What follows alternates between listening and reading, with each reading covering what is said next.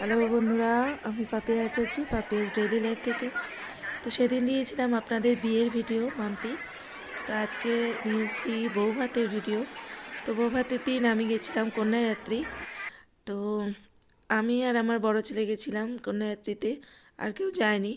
তো আমরা সন্ধে 7:30 8টার দিকে বাড়ি থেকে বেরিয়েছিলাম এবং পৌঁছাতে পৌঁছাতে আমাদের প্রায় 9টা 9:30 হয়ে গেছিলো। তো আমার গলাটা একটু বসে, একটু মানিয়ে নেবেন। তো বৌভাতের দিন আমরা পৌঁছেই ওখানে প্রথমে কিছু ভিডিও করলাম, তারপরে আমাদের যে মাম্পি তার সাথে একটু গল্প করলাম, তারপরে এখানে আমরা কিছু স্ন্যাক্স খেলাম, আর তারপরে আমরা দাঁড়িয়ে দাঁড়িয়ে গল্প করছিলাম আর মাম্পিকে দেখছিলাম। মাম্পিকে সেদিন ভীষণ সুন্দর লাগছিল, ও লেহেঙ্গা চুলির কালারটাও এত সুন্দর ছিল আর ওকে এত ভালো লাগছিল, খুব মিষ্টি লাগছিল সেদিন। তো আমরা এখানে কিছু খাওয়া দাওয়া করে তারপরে আমরা ওখানে আস্তে আস্তে সবার সঙ্গে দেখা করে গল্প করছিলাম, হাসাহাসি করছিলাম।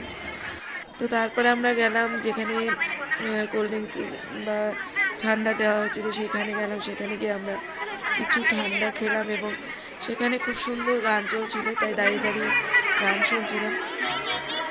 তো রাত্রি অনেক হচ্ছিল আর আমার একটু ঠান্ডা লেগে গেছিলো, কারণ বিয়েবাড়ি মানেই তো গায়ে সোয়েটার নেই, চাদর নেই, ঠান্ডা তো লাগবেই। তো যাই হোক, আমার একটু ঠান্ডা লেগেছিলো আবার। হ্যাঁ, তবুও আমরা ওখানে গিয়ে খুব মজা করেছি এবং এখানে সমস্ত মজা করার পরে আমি প্রায় 10:30 11টার দিকে খাওয়া দাওয়া করে বেরিয়ে গেছি, কারণ আমাকে আবার অনেকটা বাড়িতে ফিরতে হবে, সেই বেরিয়ে গেছিলাম। আর আমার ভিডিও আপনাদের কেমন লাগছে সেটা কিন্তু অবশ্যই আমাকে জানাবেন। তো এখানে আমরা সেদিন খুব মজা করেছি, খুব আনন্দ করেছি, কিন্তু আমার যেহেতু একটু ঠান্ডা লেগেছিলো তো সেই কারণে ভালো লাগছিল না। আর শীতকাল আমার একদম পছন্দ না, সেটা অনেকেই জানে। তো সেদিনে আমার সাজটা কেমন হয়েছিল অবশ্যই জানাবেন। সেদিন আমি আমার একটা লেহেঙ্গা চুলি পরেছিলাম।